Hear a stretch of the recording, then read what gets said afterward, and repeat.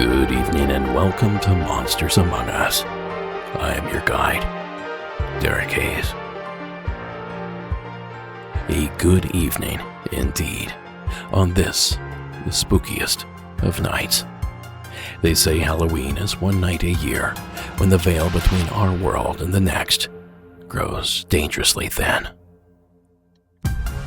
Its roots stretch back over 2,000 years to the ancient Celtic festival of Samhain, a night when villagers lit bonfires to ward off restless spirits said to wander the darkened countryside. When Christianity crept across Europe, the church repurposed the pagan rite in an attempt to commandeer the holiday, renaming it All Hallows Eve, a prelude to All Saints' Day. But the dead, it seems, didn't get the message. They lingered in the traditions, in carved turnips meant to scare off demons, in offerings given to beggars, praying for wandering souls, and the bats, cats, spiders, witches, ghosts, and goblins that came along with the ancient holiday.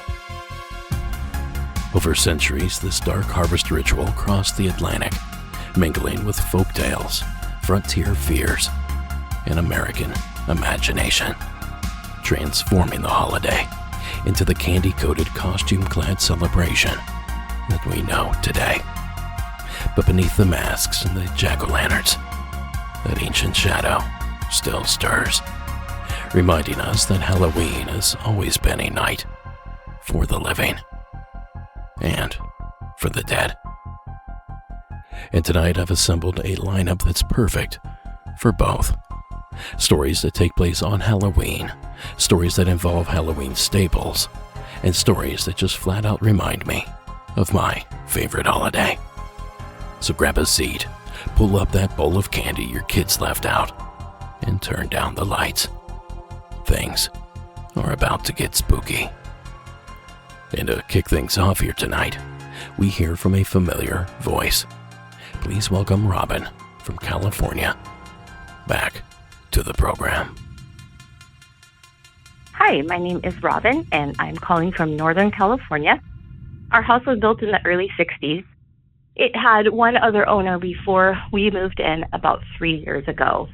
It was a couple that moved here with 4 children, and they raised all their kids in this house, and they had wonderful memories. Well, the couple lived here until they ended up dying in our house at 2 separate times, obviously. But they had one grandchild, only one, and her name was Mary. And they loved her very, very, very much. She had her own room here at our house, in later years, obviously, after their kids were grown and gone. Mary's height is marked on our wall. Mary's name is written into the concrete in the front and the backyard. There are signs of Mary, the granddaughter, all over the house, and I know she was deeply, deeply loved. Well, interestingly enough, on Halloween night, we had our little fire pit out in front of our house in our neighborhood, and us and some of our neighbors were sitting around passing out candy, drinking our little cocktails and such like, when 3 young adults came up to trick or treat, and actually one of them ended up being Mary. Mary and her 2 best friends who have all these wonderful, beautiful memories of being in this house. So she told us who she was, and I told her I was basically starstruck because seeing Mary for so long all over the house, we finally got to put a face to the name.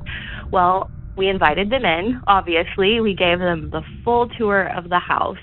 She spent some extra time in the room that used to be hers, looking around, and just loved what we did with the house. They told us about such wonderful memories they had here and good times that were spent here. It was just a really, really special thing that happened. I loved it so much. Well, flash forward to the night of November 1st, which was last night.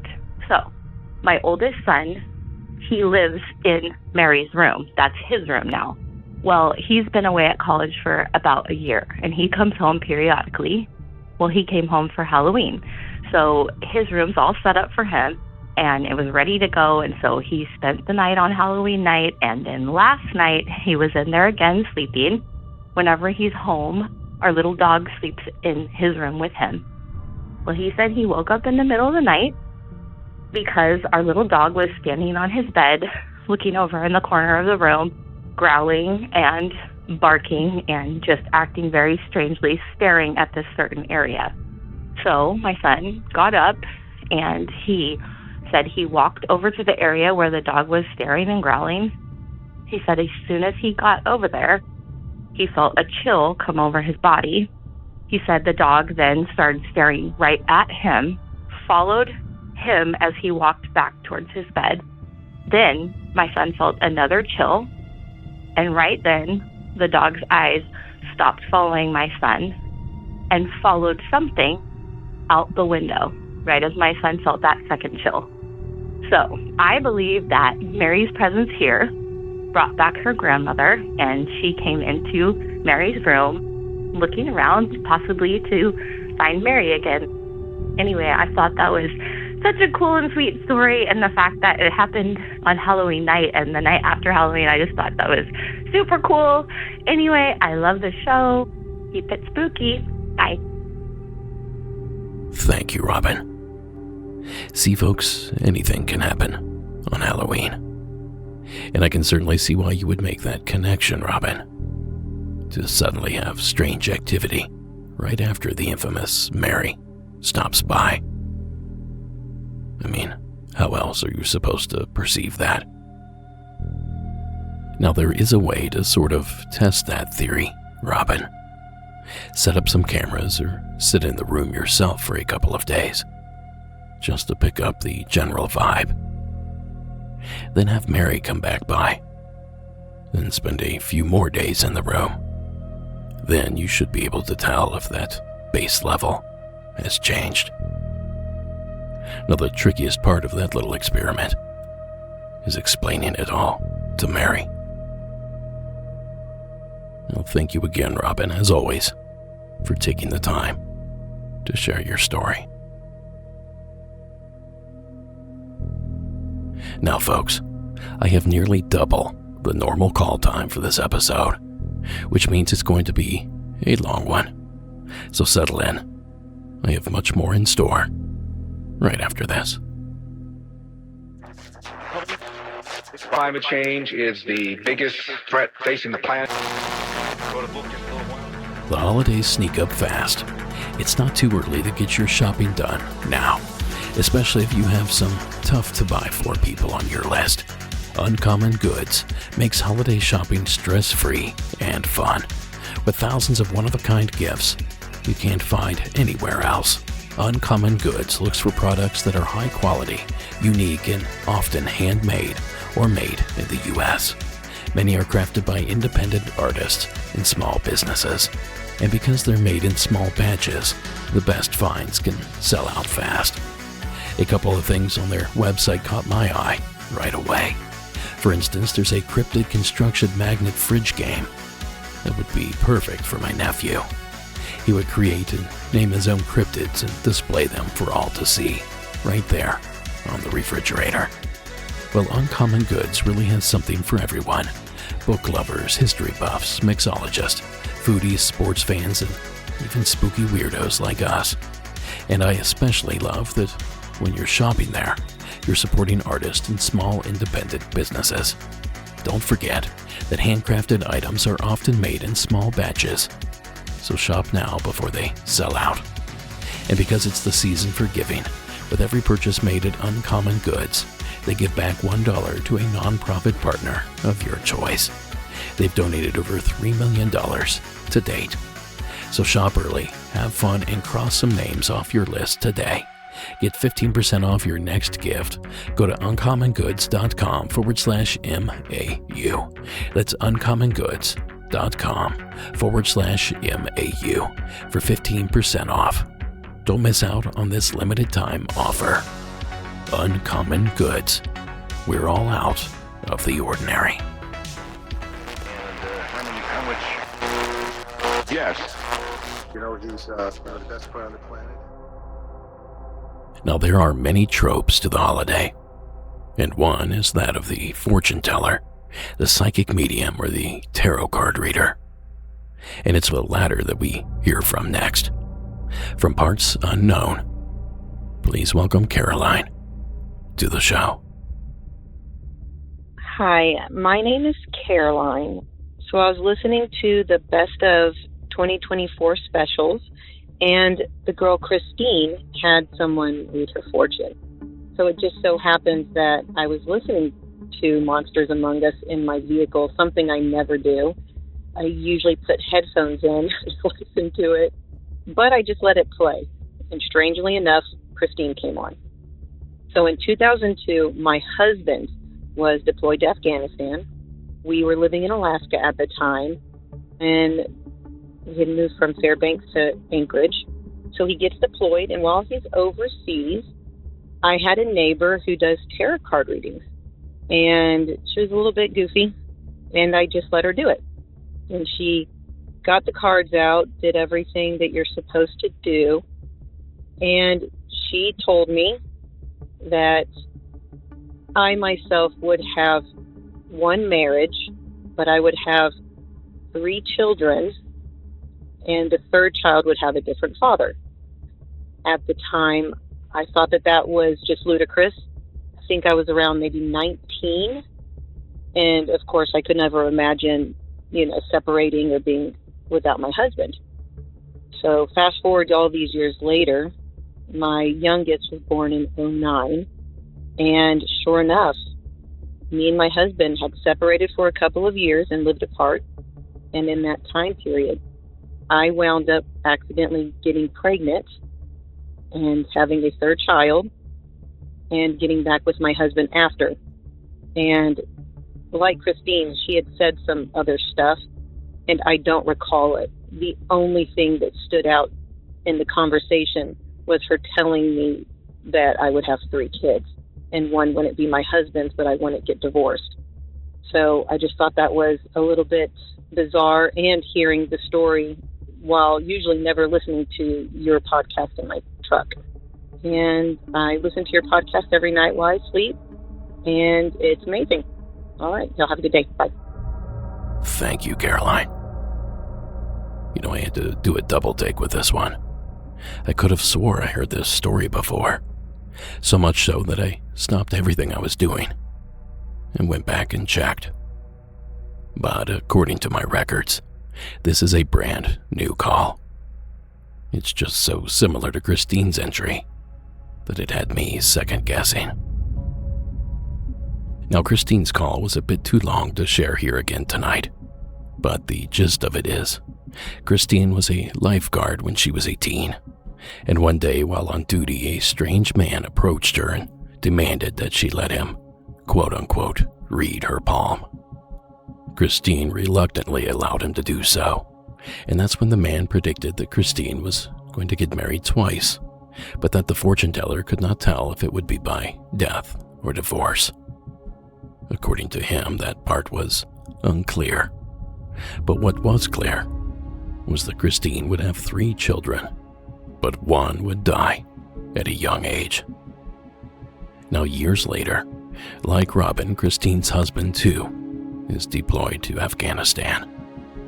For that reason, they decided to have a quick courthouse wedding, then a proper wedding sometime later after his deployment. And sadly, later that same year, Christine prematurely gave birth to a little girl that only lived a week. Both details fulfilling the strange man's prophecy, just like Caroline here. Now, if you want to hear Christine's story in full, push play on Season 18, Episode 26 to hear the best of, or Season 17, Episode 10, as it aired originally. A lot of eerie coincidences with these two, which makes them fit for this Halloween Eve. A big thanks to both of those callers for taking the time to share.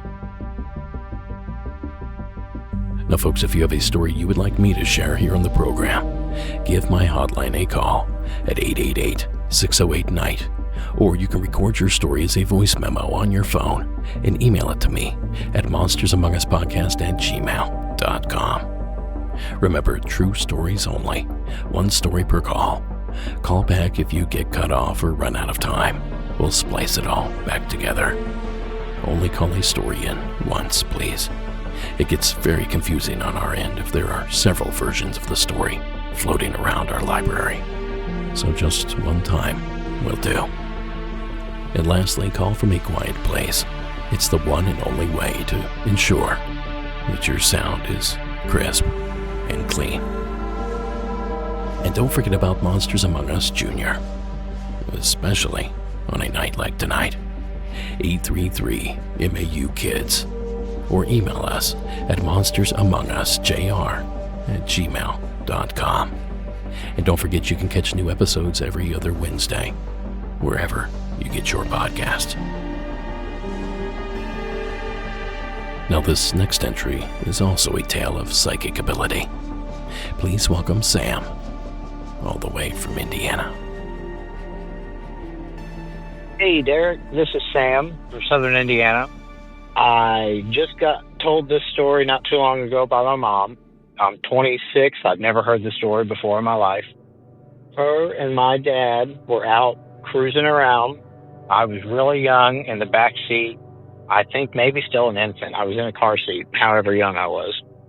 And I had fallen asleep back there. And they were driving around, and my dad smoked at the time. So they pulled over. My mama has always liked walking around like old cemeteries. And they found this old cemetery, pulled over, got out, started walking around. I was asleep in the back. They cracked the windows and everything. I don't know. Mom said it was like early evening, I think, and it was nice enough weather to be walking around and not worrying about, your kid asleep in the back seat of the car. But they got out. Dad smoked a cigarette, walked around for a while.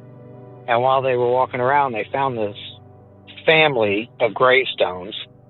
There was a mom and a dad in one, and then there were 3 smaller ones. They were all kids, and they all died about the same time. I think Mom said none of them were older than maybe 3 or 4. But that stuck out to them, and Mom was, talking to Dad. I wonder what happened, wonder if they got sick, blah, blah, blah. So Dad finishes his cigarette, and they walk back towards the car. And as they get back to the car, Mom opens up the back door to check on me. And her doing that woke me up. And she said, I just nonchalantly as I could stretched, stuck my arms up in the air, and I yawned. And I just looked at her right in the eyes. And I said, those babies were sick. And she said, what? Sam, what did you just say? And I said, Mom, those babies were sick. And she said it freaked her out so bad that she just looked over at my dad. My dad looked at her and just raised his eyebrows up. And she did not say a word, just packed up in the car and left. Never said a word to me about it, never mentioned it to me. But then for whatever reason, 2 or 3 days ago, we were sitting around talking about spooky. And she said that. And I just thought that was crazy. I'd never, ever heard that. That sent chills down me whenever she said it, man. It was crazy. Well, I appreciate it, Derek. You take it easy. Keep up the good work. Love the show. Loving the Tuesday episodes. Love the Monsters Among Us Kids. Everything you do is awesome. I appreciate you. Keep it spooky, brother. Thank you, Sam, for supporting all our endeavors. And wow, what a creepy one. Hearing details like that are bad enough. Anytime a child says something unnerving, the stakes seem to be elevated. But to find out that the words came from your very own mouth, as Sam here did, well, that's a unique angle. That's sure to send a chill down anyone's spine. So did Sam somehow connect to the spirits? Did he hear his parents in his sleep and that altered his dream state? A dream he was still referencing as he slowly woke up? Or was he connected to his parents and able to read their minds as they grieved for the deceased child? And the fact that all of this takes place in a cemetery, well, that's not lost on me either. And how fitting is all of that for this Halloween Eve? The cemetery, or the graveyard, is a staple in any good Halloween story, and I have a few more to share with you here this evening. But first, another quick word from tonight's sponsors. Hey, look, all the drones over Maryland. Do you want to say that this is the most talented player in... Gamers, this one is for you. You know I'm a huge fan of 80s horror. Well, this new PC game I'm about to tell you about, called Ire, a prologue, aims to be a love letter to 80s and 90s horror.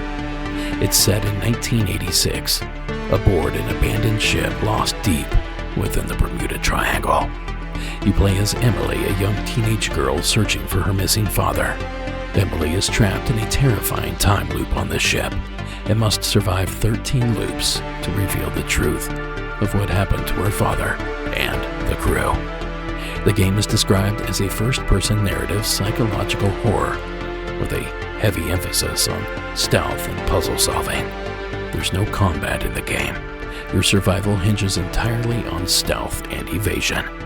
There is a monster, however, a relentless beast that stalks you, engaging in a deadly game of hide and seek. The smarter you get in the game, the smarter the monster gets as well. In Ire, players must find and use everyday items like walkie-talkies, wind-up alarm clocks to distract and outwit the monster. You need to utilize your environment by slipping into hiding spots and squeezing into vents.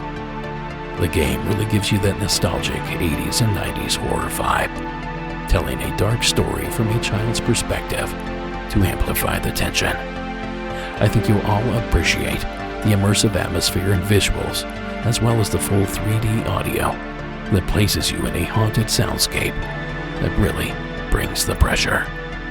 Ire, a prologue, was just released this week on October 28th, so it's available now for PC via Steam and the Epic Games Store. And as the title suggests, this game serves as a prologue for the larger Ire horror franchise, setting up the narrative and mysteries. So this is only the beginning. Again, that's Ire, a prologue, out now for PC via Steam and the Epic Games Store. I also put a link down in the show notes. Circumstances happen to us when we're younger. I'd release one as the air will be less dense. Welcome back. Now, how many of you have covertly snuck into a cemetery at night? Now, how many of you have done it on Halloween? Well, that's pretty similar to the experience of this next caller. The only problem is, when he finally decided to leave the graveyard, it seems that something went along with him. Please welcome James out of merry old England. Hi Derek, I'm James from London, England. I have a story about a time where I went to an abandoned mental asylum graveyard in a town called Watford, which is in England, and apparently Jack the Ripper is buried there, but not really had any evidence or anything about it, just hearsay. So story is that me and my friend went there and was doing some ghost hunting and stuff. I'm an empath, so I'm very spiritual and all that stuff. And all of a sudden I saw this stick moving, waving up and down. And then in the corner of my eye, I could see a woman with brown hair walking up and down. And then we got a EVP of something or someone telling us to get out and leave. We left after hearing that EVP. And then every night at 3 a.m, my soundbar used to go off. So again, I thought, I'm getting followed. Something's followed me home from the graveyard. And there's one particular night, I woke up and all of a sudden, I couldn't move. And I just keep seeing this old woman coming over to me, like trying to attack me. And yeah, it scared the jeebies out of me. Love the podcast. Take care. Bye. Thanks, James, for ringing in. Leavesden. Coincidentally, Leavesden Mental Hospital was closed permanently on Halloween night, October 31st, 1995. So how is that for a coincidence?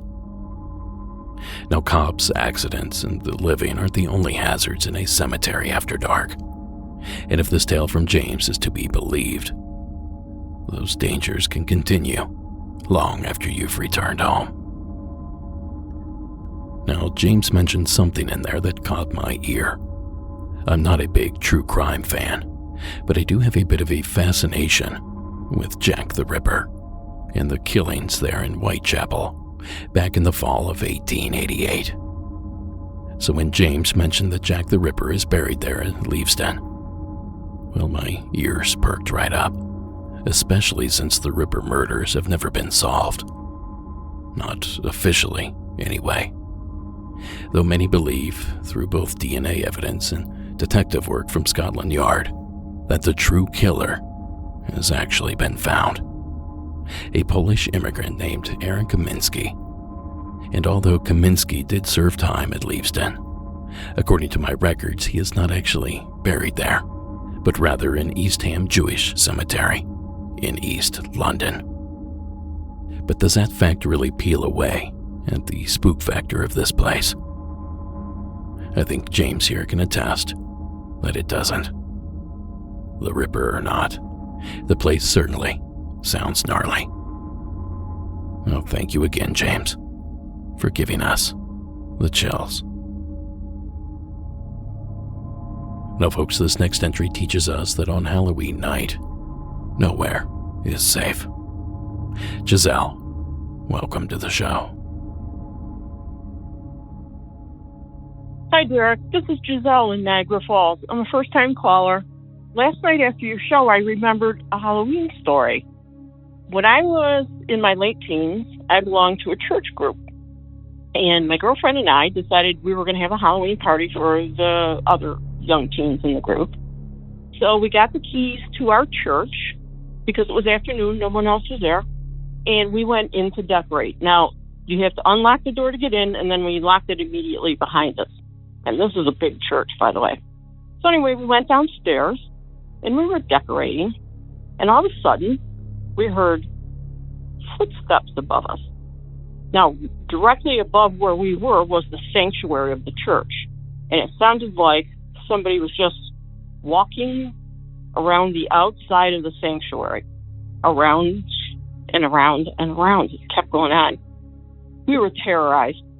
The only way for us to get out of the church was to go past the door to the sanctuary to get to the outside door.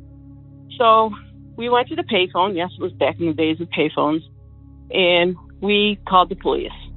And they sent an officer over. And we unlocked the door and we let him in. We locked the door behind him. We told him what happened.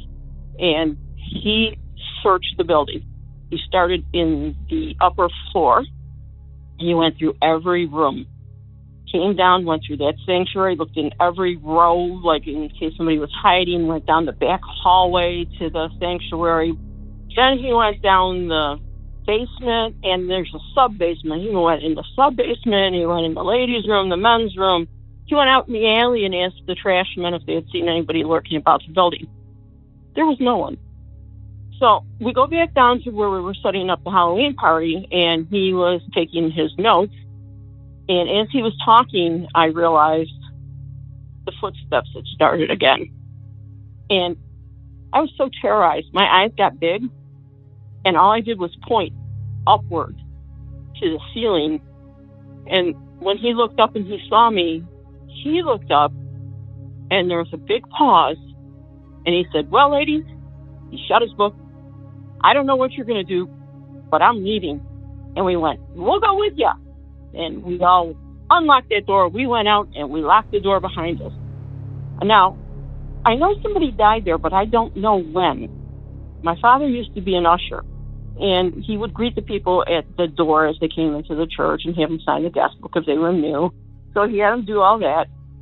And one day, an elderly man came in that he had never seen before. And as he was signing the guest book, the man collapsed backwards, and he collapsed into my father's arms.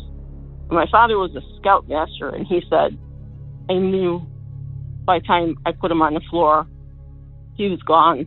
He was just gone. There's nothing to do. So I know somebody died there, but I have never been able to figure out if it was before or after this incident. Now, my father was also the scoutmaster at that church, and he said stuff like that happened there all the time. So that's my Halloween story. I hope you enjoy it. Thank you so much. I love your show. I love all the people that call and give their stories, too. Thank you. Thank you, Giselle. I mean, I hate to call it out here, but ghost or no ghost, it's sort of Mr. Officer's job to go up there and investigate. I wonder what he was so afraid of. But there's no shame in you wanting out of there, Giselle. After all, if the man holding the gun runs, the smart thing to do is to run as well. Well, thank you again, Giselle, for sharing that fun little entry. Now, before we move on, this time of year isn't just huge for us paranormal content creators. It's big business all around. As much as $3.9 billion will be spent this year on Halloween candy alone in the United States. But the big money isn't just on candy. $4.3 billion will be spent on costumes as well. $4.2 billion on decorations. And even the greeting card business is getting in on the action, making an estimated $700 million this year alone. And finally, the haunted house attraction business brings in another $400 million. Anyhow, moving on. We can't have ourselves a Halloween special episode without a visit to a stereotypical haunted house. Please welcome Chris out of Texas to tonight's program. Hello, my name is Chris from Uvalde, Texas, and here in town back in the day, there's an old house, kind of gothic looking house, and it's known as the Addams Family House, because it looks like the classic show, the original series, looks like the house. Well, a friend of my brother's, high school, junior high, they were in tennis together, but his parents, they were both doctors, and they owned this house. Well, my brother told me I think he just stayed with them a couple of nights, sleepovers and all that kind of thing. But he had told me that they have a room, not sure what floor, but there's a room where it's boarded up. It's boarded, he said there were deadbolts, there were chains, there was just everything. Nobody was allowed in that room because of just how haunted it was. So they tried to keep everything in there. Well, he said throughout the day, the night, always hear footsteps, stuff moving, noises, scratches. There's just always something inside that room. But his friend had lived there his whole life, and he said he'd never been in that room. It has always been blocked off. And I just thought that was kind of a neat thing. You know, sometimes I guess they are able to get trapped. He didn't tell me of any other incidents in the house. Well, thank you. Take care. Thank you, Chris.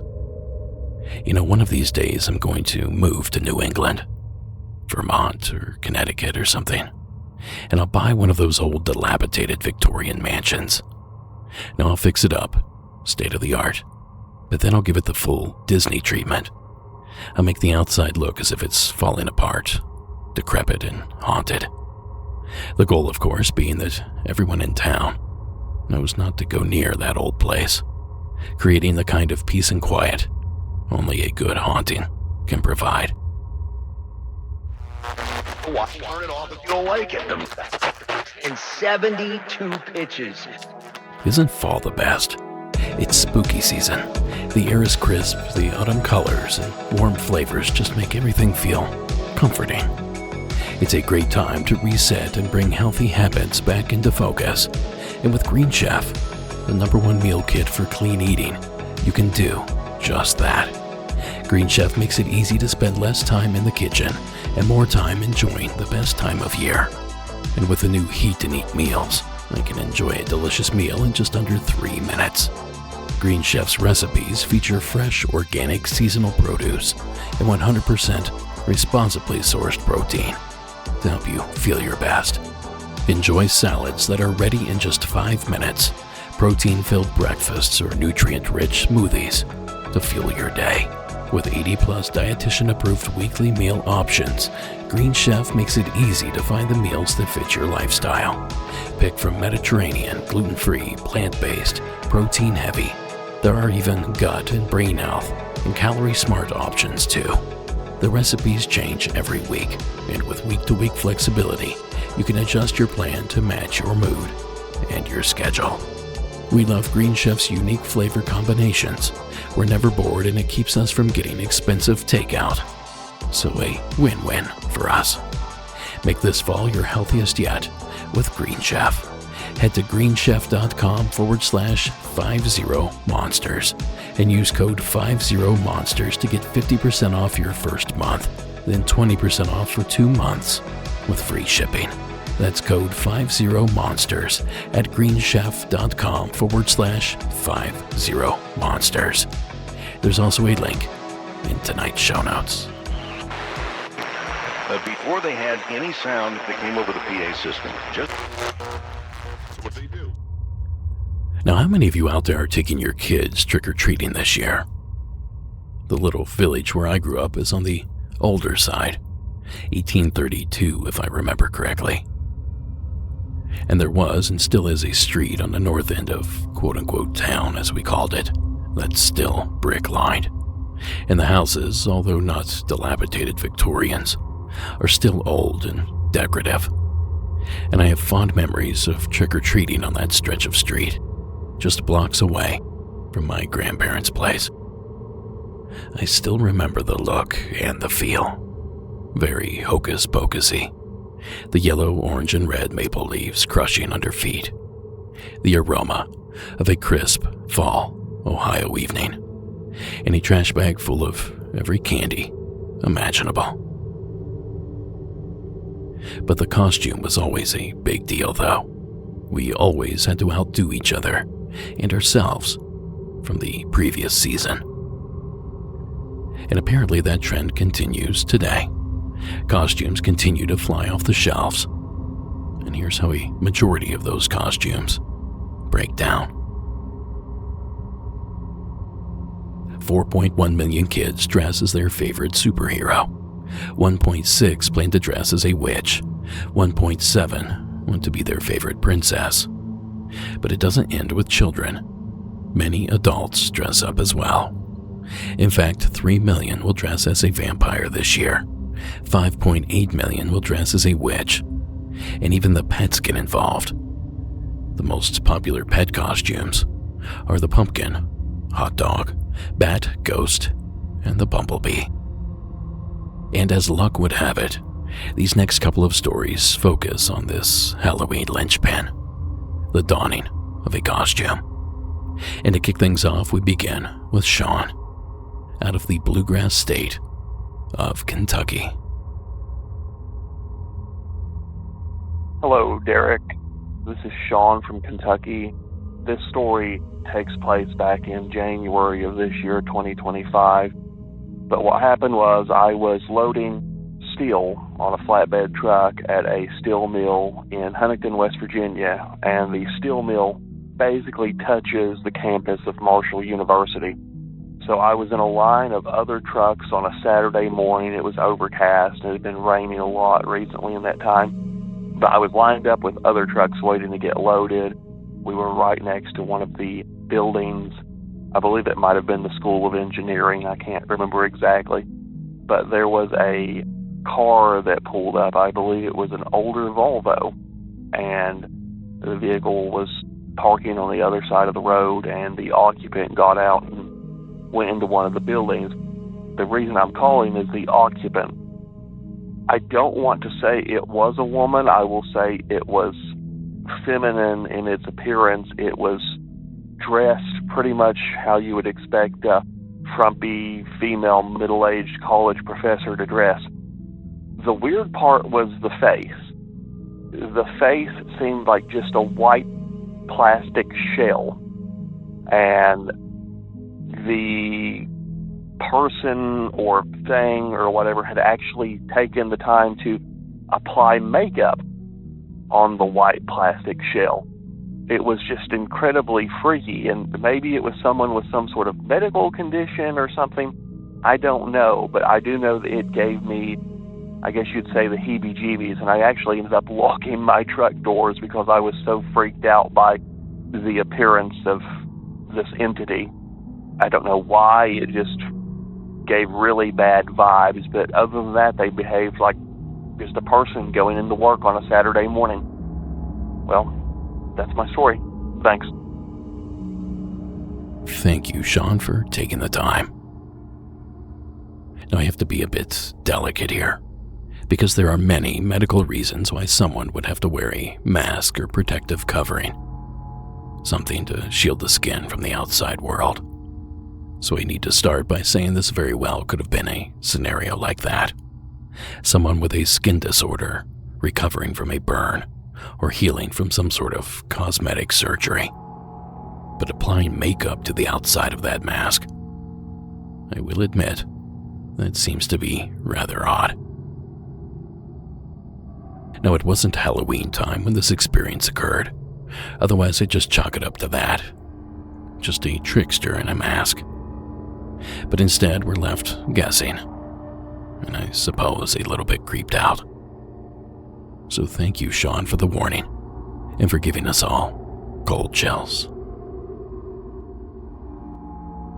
Now, this next story, too, might be describing some sort of costume. At least, let's hope that's what it is.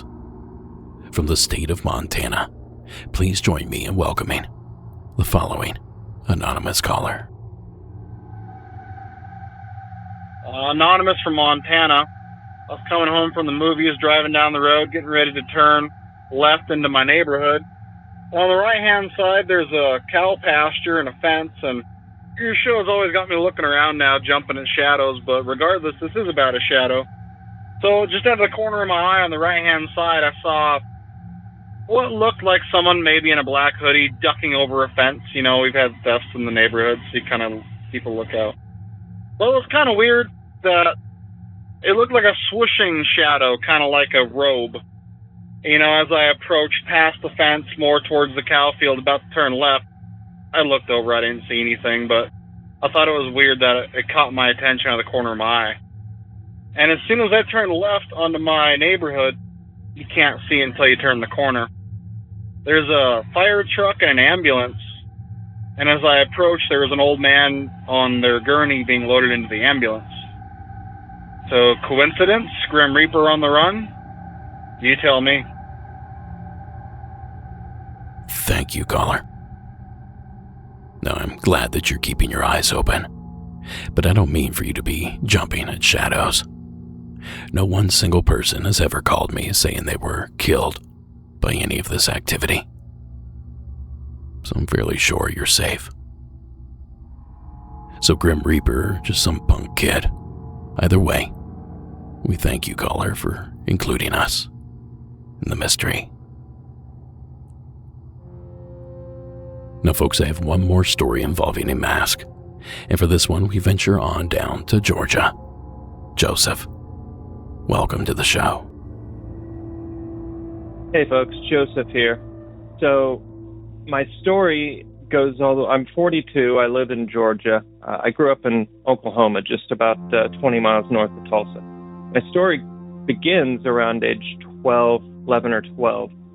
So I lived on the very edge of a small town next to fields and woods. And I've always, even as a kid, been a sleepwalker and a light sleeper, and was prone to having nightmares as kids do. The house I grew up in, the way that my bedroom was situated, when I opened my bedroom door to go to the bathroom, say in the middle of the night, I could see directly across our dining room and to the sliding glass back door. Beyond that back door was a breezeway and then our garage.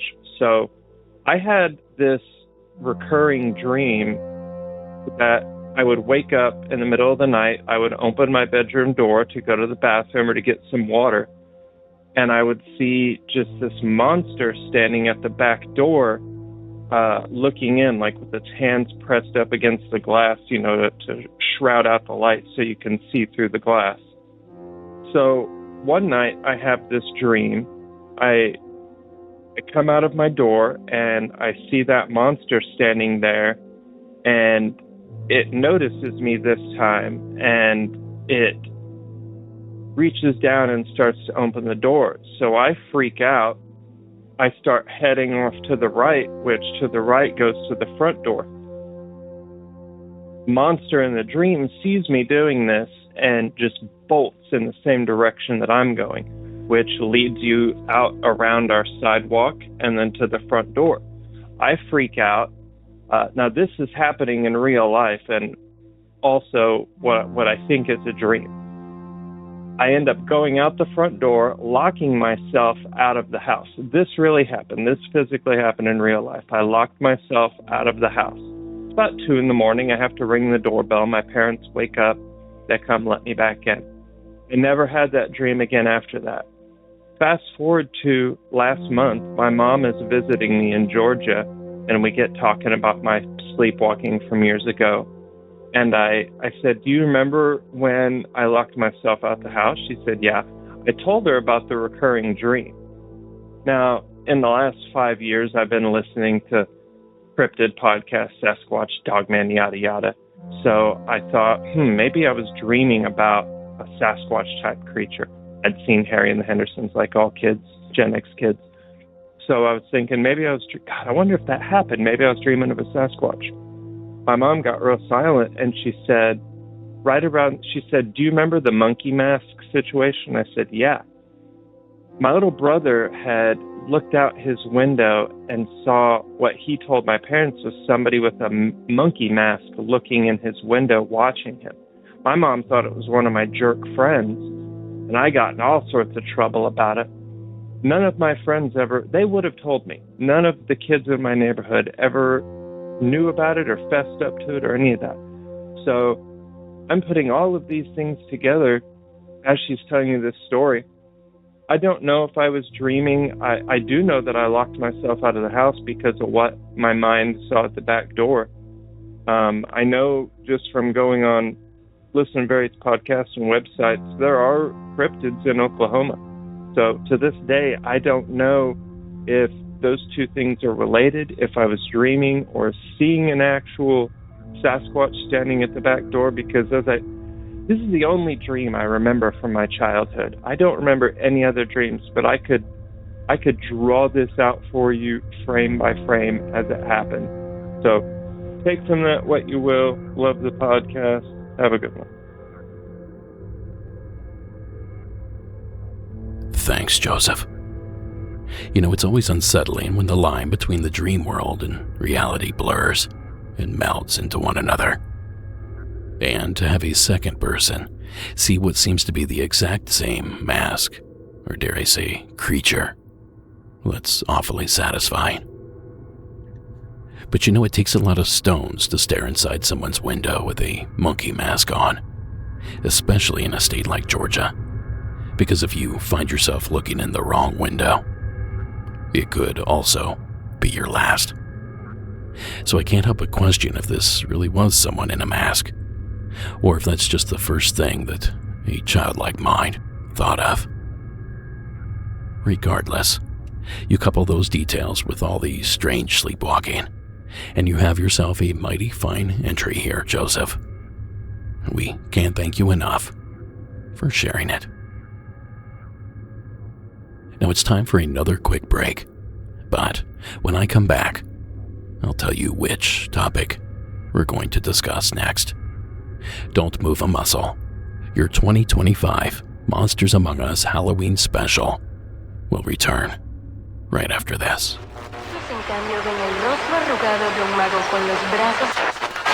I'm watching some of the press conference. And cities that lost their industry. Now, there are few icons better associated with All Hallows Eve than that of the witch. Be it the wart-covered, frumpy, green-skinned version, or the haggard, grizzled, bog witch type. These stereotypes have long been a staple to the holiday, and I have a couple of stories tonight that celebrate that connection. The first of which is Dave's entry out of that state up north. Hey Derek, this is Dave from Michigan. I've got a story my grandma used to tell me. She lived in the Appalachian Mountains down in Kentucky, and this is really, off the grid place. A lot of spooky stories and stuff around there, but I believe she was born in like 1905, and she told me this was in the 30s. So she'd been in her like mid-20s, but she said she would get, my grandpa, her husband, off to work, and then the kids to school, and then she'd go around the other side of the holler, on the other fork, and she'd help her friend and then her family, with her kids. Some of the kids, she said, went to school back then. Some didn't. Some stayed and worked in the fields, but, she said she'd go help them, get things done around their home, and then come back and get supper and stuff ready for when my grandpa and when the kids got out of school. But she said they noticed when she would go around and help that other family and sit with them and talk and chat and stuff, there was a turkey that would fly up and, they didn't know whose it was. Nobody in the holler had a turkey, but there was a turkey, so they figured just a wild turkey would fly up and perch in this tree and start, gobbling and doing what turkeys do and just making a ruckus, a noise. And she said every time that would happen, they noticed his one daughter would get really sick, deathly ill, like sometimes. It got to the point to where she said that man had so told him he thinks that turkey was a witch and he was going to kill it next time it comes around. And she said she went around there one day and sure enough, there come that turkey and it got up in the tree and started doing its thing and said he had went and told him he'd made a couple of silver bullets. I've never heard of silver bullets and a witch before. I've heard of that for the werewolves, but this is what my grandma said, that he put a couple of silver bullets in his rifle and he went out there and he shot it. And my grandma said she noticed it went over the hill and out of sight towards the creek, limping, it would try to fly. And so she said it was wounded. And he said, well, I'm going to go over and finish it. And the man went over the hill and she said, in a few minutes he came back and said, hell, says, I don't know what happened to it. He said, I can't find it.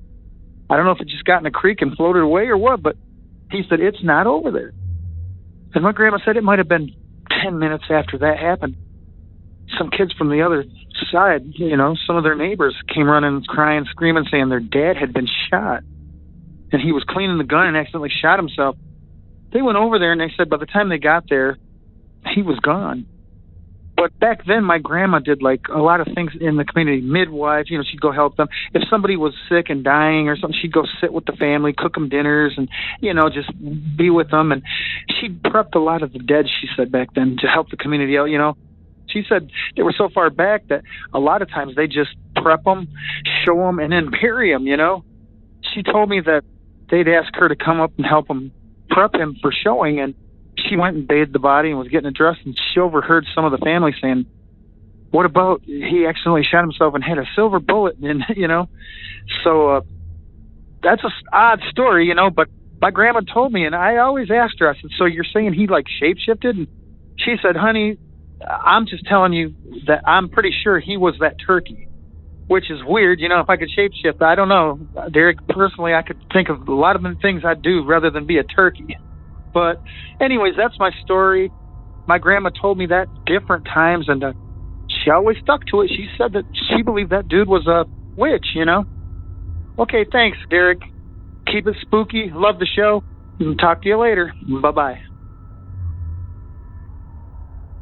Thanks, Dave. A tale as old as time. I've heard this very story frequently over the years, but the monster in question, typically anything from a werewolf to a skinwalker, always seems to vary from story to story.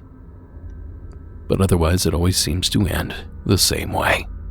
The creature is shot, and later a human with the very same wound dies or needs assistance.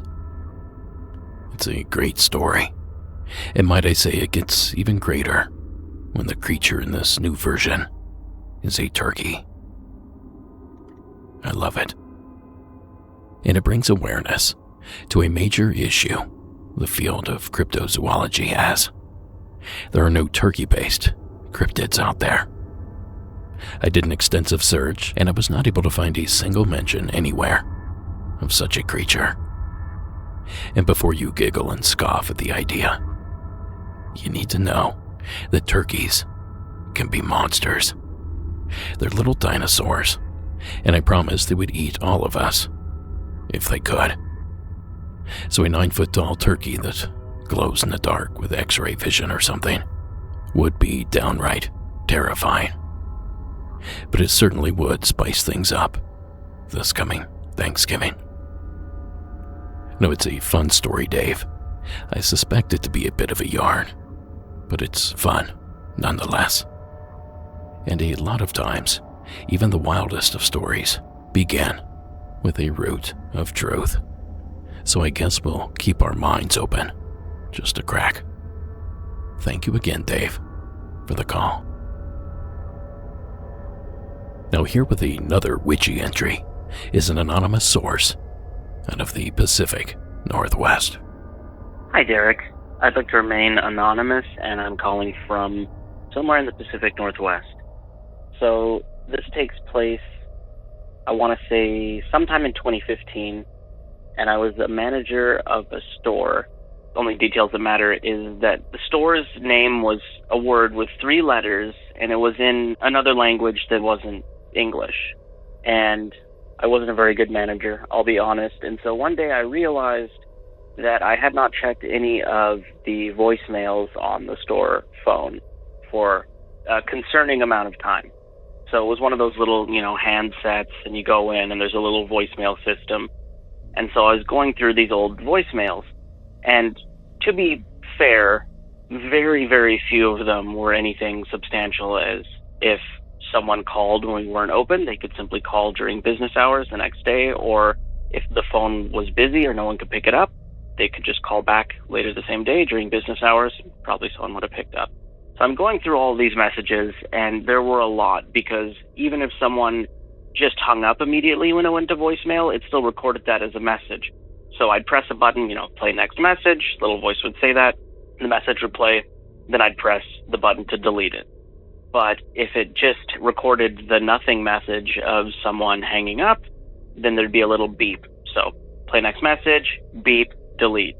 Play next message, beep, delete. So kind of hypnotic. I'm just getting in the rhythm of pressing these buttons. And of course, if there's a sudden pause or I start to hear someone's voice, then I knew, okay, I better listen to this one.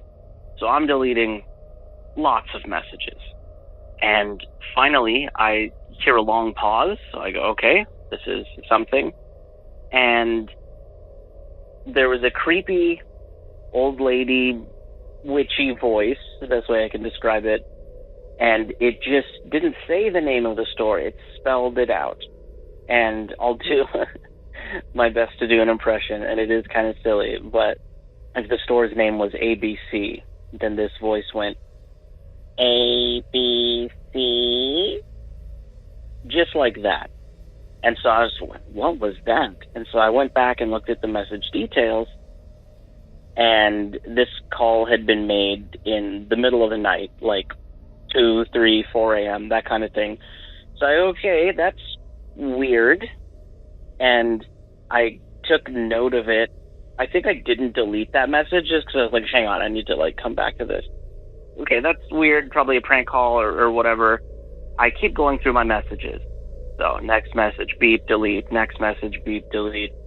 I want to say it was about a week later, and it was on the same day of the week. that this had originally happened. And there was another message from the same number at the same around weird time of night. And there was no voice this time, like no words spoken. But you could just kind of hear some rustling and grumbling in the background. And that was it. Nothing else ever came of this. Nothing really weird ever happened at that store. But, was it a prank call? Was it someone who was inebriated or mentally unwell? Who's to say? Realistically, probably not a spooky explanation. But I always kind of like to think about it as if someone's mustering up all the energy to interact with an electronic device from beyond or wherever, what if they called the wrong number? And they just heard my dumb voice saying, here's the name of the store, leave a voicemail. And they didn't really know what to do with it. So hopefully you can use this. And thank you so much to you and Sarah and Delaney for all that you do. Bye. Thank you, caller. You don't have to tell me about creepy phone calls.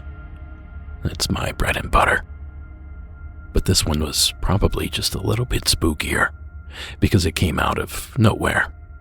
It was not the sort of message you would expect to hear on a corporate voicemail line. And as much as I love the story, the actual recording would have been better. It's a dang shame we don't have access to it. But at the very least, we're grateful to have heard the tale. So thank you again, caller, for reaching out. Birds exchange. This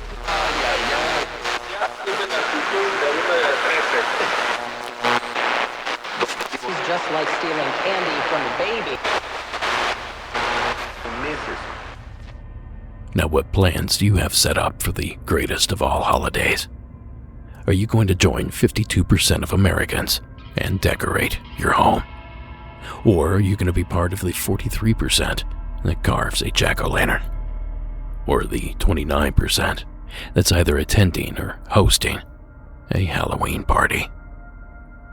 Whatever you're doing this Samhain season, keep your eyes out for the devil and his demons.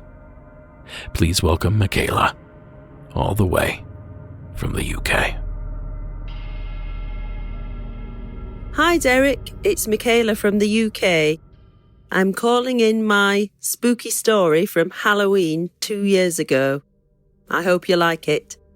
It was Halloween 2018, and our children were excitedly swarming around the neighbourhood, dressed in spooky costumes and vying to be the one with the most sweets in their green bucket. As the festivities calmed down and children were making their way to bed, I popped out to the local shop to buy a bottle of red wine to enjoy with my husband later. It was only about 9 p.m, but was pitch black outside as I made my way back from the shop. As I walked past my neighbour's house, I saw a movement to my right, out of the corner of my eye. As I turned my head, I saw a large shadow figure move across the fence panelling. It was pitch black and shaped a bit like a troll, with thin, spindly legs, a thick midriff and large head bent forwards with no perceivable neck. Although it only lasted a couple of seconds, I saw the shape in detail. It walked right off the edge of the fence panel and disappeared into the night. Very surprised, but not too perturbed, I returned home to tell my husband and enjoy the bottle of wine. A couple of hours later, my husband and I were in the middle of watching a horror film when 3 loud knocks at the door made us jump out of our skin. We paused the film and I answered the door, fully expecting to see some kids running off down the street laughing. No one was there. Puzzled, I looked up and down the street and even went to the end of the garden to see if anyone was hiding behind the hedge. No one was around. As I walked back into the house, I was met by the sound of heavy footsteps running the length of our upstairs hallway. Presuming that our children had been woken up by the knocking, I shouted, "It's okay, get back into bed," and ran upstairs to settle them back down. I was astonished to find that they were both fast asleep. A cold shiver ran down my spine. I went downstairs to tell my husband and looked at the clock on the mantelpiece. It read exactly 12 midnight. I have no explanation for the things that happened that night. My husband shrugged it off as he doesn't believe in the paranormal, but I do wonder whether the shadow person I saw came to play tricks on us. It was very unsettling, especially because it happened in my home. Nothing untoward happened last year, and we'll see about this year.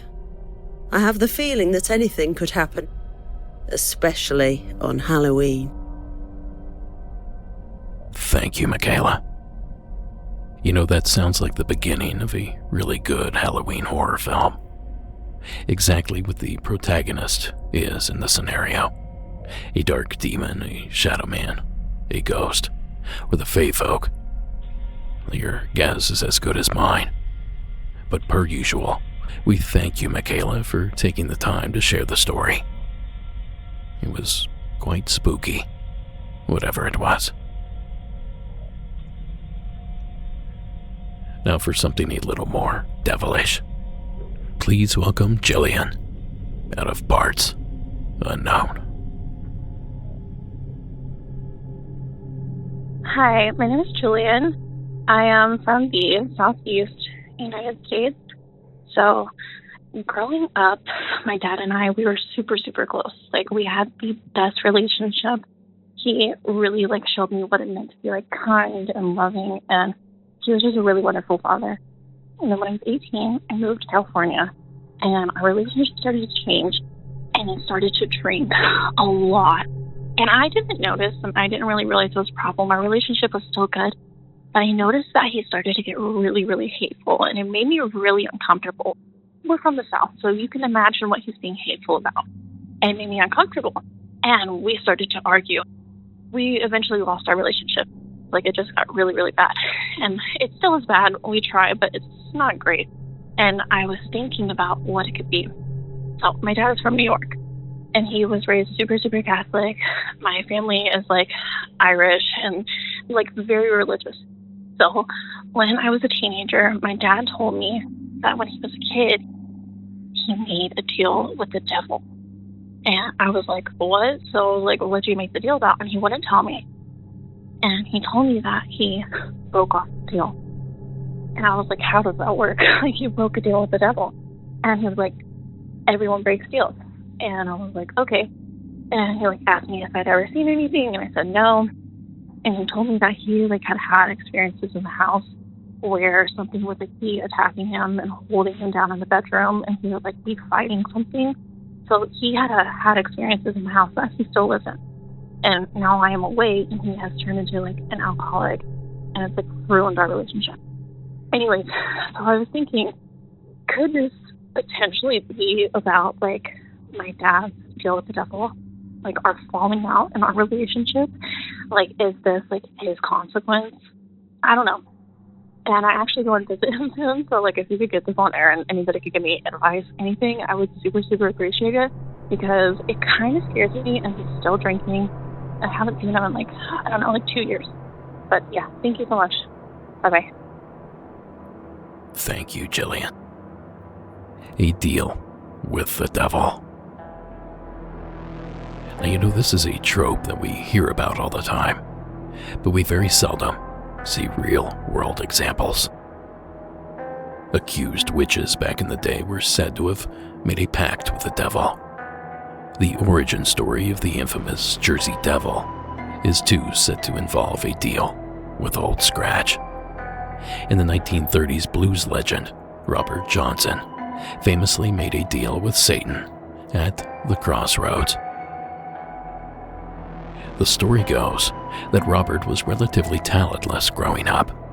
Then he made considerable progress, learning the guitar in a very short time, leading folks to suggest some sort of accord with the man downstairs. Now, coincidentally, Johnson died mysteriously at the age of 27, setting a trend in entertainment that continues to this day. The 27 Club folks call it, and the list of others that have also famously perished at the age of 27 include Jim Morrison, Brian Jones, Jimi Hendrix, Janis Joplin, Kurt Cobain, and Amy Winehouse. And trust me when I say the list is quite extensive.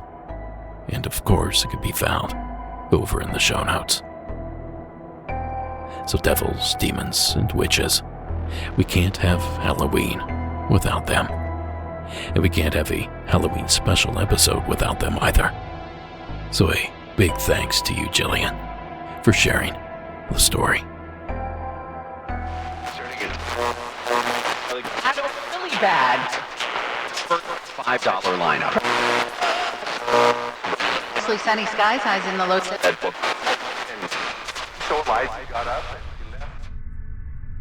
Well, folks, another phenomena associated with Halloween to watch out for is spectral animals, hellhounds, werewolves, and big old cats.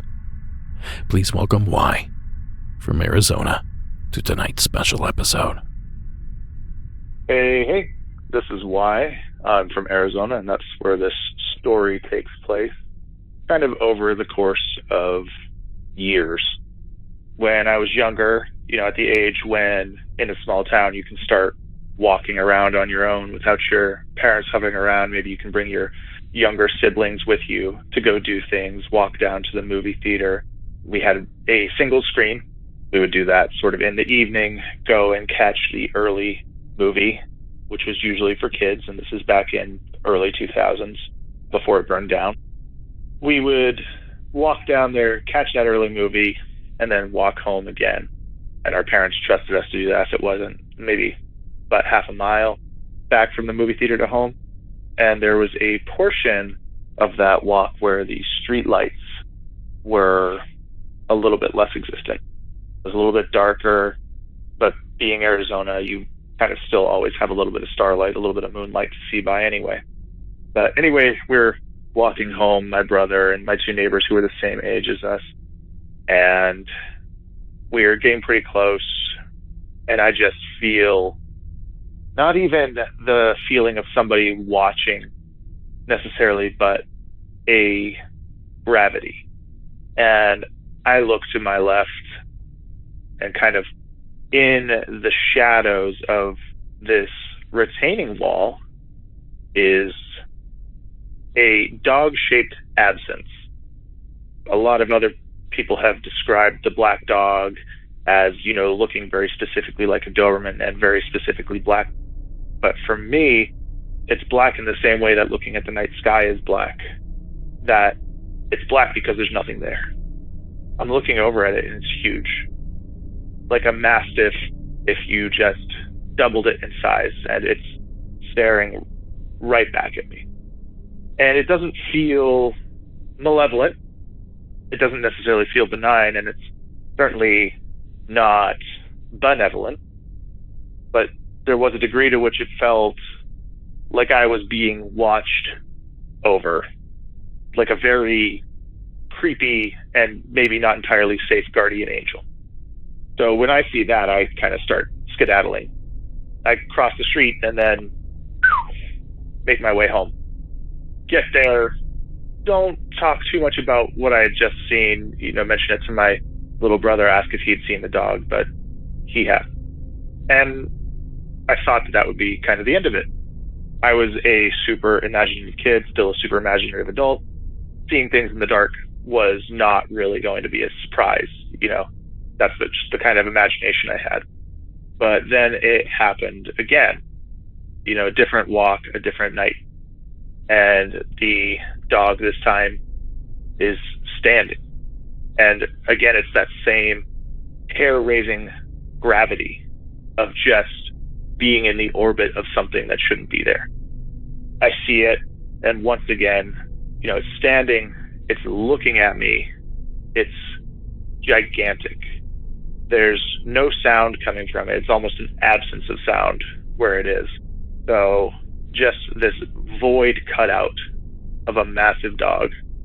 And again, it starts happening, periodically, to the point that even mentioning the dog becomes a sort of taboo for me. I don't even like doing it now. Freaks me out.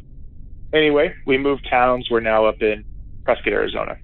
And at this point, I'm probably 15 or 16, making this 2008, I'd say. So this black dog has been around me since at least, age 10. And at 15 and 16, it's still there. And this time, it's Halloween. We're doing, silly Halloween things. And we go to one of the cemeteries in Prescott, Arizona, and sort of do some quote-unquote orb spotting, which was more for my friends who were far more into supernatural things and far more into kind of believing supernatural things than I am. And of course, a good portion of that sort of thing is really just scaring yourself. But we're there and we're looking around and joking, and that's when it happens again, this gravity. And I look over, I look around, and finally, turn around behind me, and there's Black Dog. And this time he's walking, which I'd only ever seen him sort of statically standing or sitting, some small body movements. This time he's walking, and lights behind him are, disappearing as his body passes. Again, it's not something that you would confuse with a small dog or anything like that. The only size comparison would be a very dog-shaped horse. And again, it's just like, well, why is this thing following me specifically? There's nothing bad that happens afterwards. It doesn't feel like it's going to necessarily attack me, even though I'm afraid of it. But it's Halloween, so I write it off again. I've written it off every single time. I know I'm an imaginative person, so I say, well, probably just my mind making shadows into monsters. And that's that. Until a few years later, I'm now up in Flagstaff, Arizona. I'm going to college up there. And this weird thing happens where I'm telling my friends about Black Dog the night before and kind of laughing about how silly it is to be afraid of speaking about this thing. So then I'm driving to campus the next day, and for the first time ever, this is the only time it's happened, something catches my eye, and I turn, and there is Black Dog in the middle of the day running through the woods next to the car. And that was kind of the most supernatural moment I think I've ever had in my life, and the one that really cemented something odd going on. And I've never figured out why Black Dog exists or what they're doing, but that was the last time I ever saw them. Anyway, yeah, just a different sort of experience with the Black Dog phenomenon. Hope you enjoyed it. Thank you, Y. I guess I should have included Skinwalker in that list as well, because that might very well be the best way to describe the entity that Y spotted. He is in the correct area, after all. But good God, a horse-sized, dog-shaped creature. Imagine running into that in the dark. Or imagine running into that several times throughout your life. And for one of those sightings to fall on Halloween. Well, that actually reminds me of a very famous, very similar experience that took place back in the early 90s. The setting is Bray Road, just outside of Elkhorn, Wisconsin. Of course, now that area is synonymous with werewolves, or dogmen, as they're referred to here in the field. But back in 1991, that wasn't quite the case. At the time, it was just a road to cut through a farming community. But over the next few years, its reputation would begin to sour. And part of that legend began on Halloween night, 1991, Here is a retro clip from Inside Edition, where the witness, Doris Gibson, describes the experience in her own words. Like Doris Gibson, who'd seen it on Halloween night 1991. Driving down Bray Road, she had gotten out of her car when she thought she had hit an animal. It was foggy out and I was a little bit afraid. And this big thing come just like trucking, just trucking down the road at me, man. I looked at it and I'm like, and I got back in the car. And before I peeled off, that thing scratched the back of the car. Now, I'm certainly not saying that what Doris saw and what Y continuously encountered is the very same creature. But both descriptions do sound awfully similar to me, and both seem to be active on Halloween night. So maybe you can see why I made that connection. Now, I sure can't tell you what it was, but I sure do appreciate you sharing the entry with us. Thank you again, Y, for calling in. Now, folks, the holiday gift-giving season is fast approaching, and I know exactly where you need to shop for all the monsters in your life. Head to the Monsters Among Us shop by visiting monstersamonguspodcast.com and by clicking on the shop tab. Get a shirt, a hat, patch, pin, or sticker. There's something for everyone down at the old MAU Corner Store. Again, just visit monstersamonguspodcast.com and smash that shop tab. Now, for the last call of the main part of tonight's program. You can't have Halloween without cats. They may be one of the most prominent symbols of this sacred holiday. Please welcome A to the program. Hey Derek, this is A from North Carolina. So this was about 2 or 3 years now, and I was on delivery. This was at around 10:30 to 11. It was a full moon, and after I dropped off the delivery at their door, I was walking back to my car when a kitten, probably about a year old, walks up to me and starts rubbing up on my legs. And I'm thinking, oh wow, a kitten, that's nice. And it's not really weird for me because this has happened to me several times. At one point, a deer walked up to me and it ran off before I had a chance to pet it. So the cat, after it was done rubbing up on my legs, it decided to move away for a distance and then stopped and then looked back, move away a little further, stopped and looked back. It was clear that it was telling me to follow it, so I figured I might as well. I don't have any other deliveries right now, so I'm just going to do that. And I followed it for a while, and it kept stopping, making sure I was still behind it. So I figured it must have some reason for doing this. And I noticed that other cats started coming around as well. And I thought this was strange, but I wasn't going to complain because, it's not the first time multiple cats had run up to me. And I didn't notice until later on how many cats there were. So I was petting all these cats. They were rubbing up on my legs as I was walking. And then all of a sudden, they just all ran off in different directions. And that's when I noticed there were about 7 to 8 cats at the time. And they all ran off in several directions, and they just disappeared.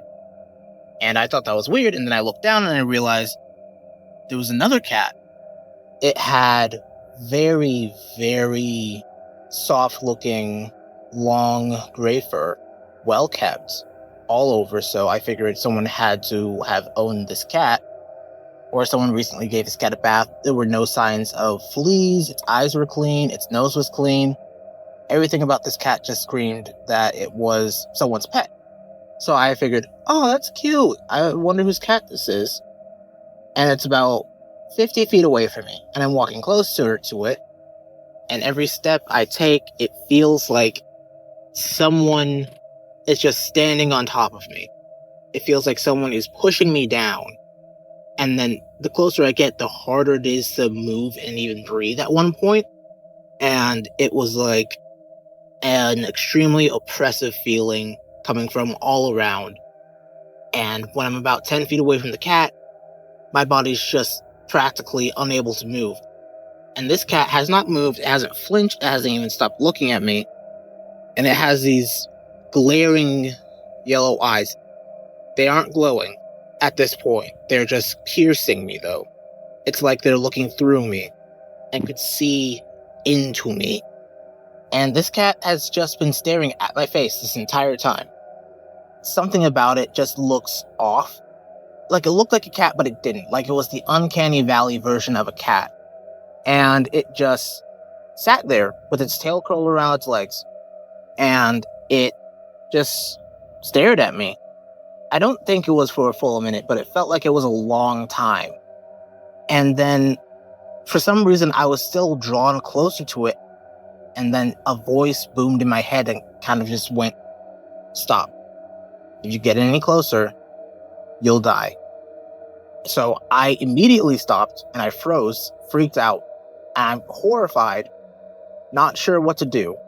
So I just stand there, and then the voice goes again and it says, "Turn around, walk back to your car."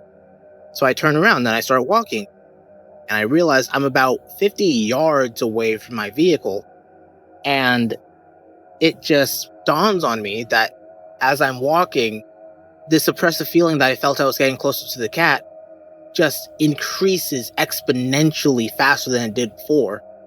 And I just felt like I needed to run. It felt like I was in a panic mode. But then the voice came back and said, "Stop. If you run, it will know you're afraid. Don't turn around. Keep walking, or else you'll die." This is exactly how it sounds in my head. So I have to somehow stay calm my breathing as I'm walking 50 yards to my vehicle, and I can't even turn around and see if this cat's still behind me. I can feel it staring at me. So when I get to my car, I get inside, and the car is facing the same direction as the cat, and I can tell now, for some reason, the cat's eyes went from just really bright yellow to glowing yellow. Like they're gazing and glowing, actively emitting light, not reflecting it. And it's a completely different color than Tapetum lucidum. It's just staring at me with glowing yellow eyes. And I want to just peel out at that point, but the same thing's going in my head. It's not the voice anymore, but my head saying, just do the same thing that you just did and calmly drive out of the neighborhood. And as I'm driving out of the neighborhood, I'm looking in all of my rearview mirrors, and it just dawns on me that this cat's still staring at me. It has not taken its eyes off me or my car. Once I get out of the neighborhood, though, I peel out. I didn't care if there were cops around. I didn't even care if there was someone else ahead of me at that point. All I could think was, I need to get out of here as soon as possible. Have a good night. Thank you, A. How about that? A creepy cat to close out our annual Halloween special episode. And what was the deal with that cat? Was it communicating with A, or was there another presence in the area that was sending him telepathic warnings? And I'm dying to know what would have happened if A had not stopped and turned around. Exactly what was it that he should have been afraid of? Spooky stuff, eh? And we're much obliged that you took the time to call in. Well, gang, this is where we shift gears and transition to the after show. But more on that here in just a moment. First, Monsters Among Us podcast is written and produced by me, Derek Hayes. Copyright Red Crow Media. Additional support is provided by Sarah Carter Hayes, Delaney Bowers, and Connor Ryan. All media used in this production is done so under the protection of fair use. And if you would, give the show a follow on social media. Give us a like and follow on YouTube. Join our Discord server and leave us a rate and review wherever you can. Don't forget, you can catch the show every Saturday evening at 10 p.m. Eastern on the UNX Digital Network. Just visit unxnetwork.com to tune in. Now, tonight's score was provided by Iron Cthulhu Apocalypse, Co.ag Music, and Carl Casey at White Bat Audio. Now, folks, our movie is a perfect Halloween watch. Go to BorregoTriangle.com to tune in, or search out Shadows in the Desert High Strangeness in the Prego Triangle. And don't forget to join us in the Beyond. Just stick around for another minute or so to learn how.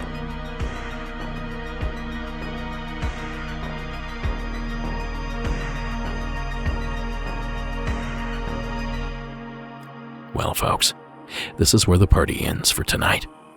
You don't have to go home, but you can't stay here.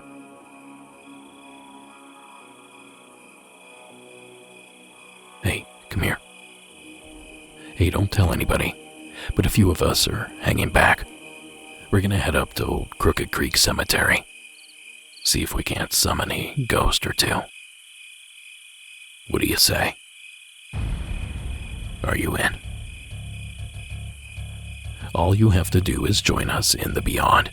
$5 a month gives you instant access. $1 a month gives you all the main content ad-free. And you can test either, with either platform's free 7-day trial. Just visit monstersamonguspodcast.com and click the Patreon tab. Join us directly on Patreon. Or click the Apple subscription button, if you're using Apple. Either way, we'd love to have you this evening, because I have several more Halloween-themed stories to share with you, and I don't think you're going to want to miss it. Calls like the following that just so happens to explore another Halloween staple: Bloody Mary. Please welcome Anonymous, and of parts unknown. Hey, Derek. So this happened when I was about 10 or 11, as before I moved to Texas, and I lived in Indiana. I was with my sisters in my house. It's a new house, built a few years back. We were playing. It was me and my 2 younger sisters, a couple of years apart, oldest being like a couple of years below me. Anyway, my bathroom was across the hall from the basement, and the basement had stairs leading down, and they lived in the basement, like it's a finished basement. It's real nice. Anyways, we decided to play Bloody Mary, what it was. So we all went in the bathroom, together. We closed the door, turned off the lights, and we said, Bloody Mary, Bloody Mary, Bloody Mary, and looked in the mirror and stuff. And they got scared, which kind of made me scared, I think it was. We opened the door and ran out and stuff. And we opened the door, down in the garage in the basement to their room, and we turned the light on, obviously, in their room. And we were playing, I don't know what we were playing with this a long time ago. And the light turned off. The actual light switch turned off. Okay, so her hand was on my shoulder, and a hand was on my sister's shoulder. And we were scared to death, and the light turned off, the hand was on our shoulder. I was like, oh, and started going and crying and stuff. And so I ran up the stairs. They did too, obviously. And my dad asked what happened, and we told him whatever. And he's like, oh my gosh, that's crazy. And he went and said something, religious. And after that, nothing happened. But this was pretty crazy, because, I've always believed in ghosts, I guess, since I was young. Maybe this helped me believe, and I've always watched shows and stuff. And I think, this was legit. And my sister, too. It was insane. So I'll call back later. Bye. Thank you, caller. Somewhere out there are hundreds, if not thousands, of young teens and kids huddled in a darkened bathroom, muttering the words, Bloody Mary. That was me once, plus other games like light as a feather, stiff as a board, or trying to make a candle flame grow with our minds.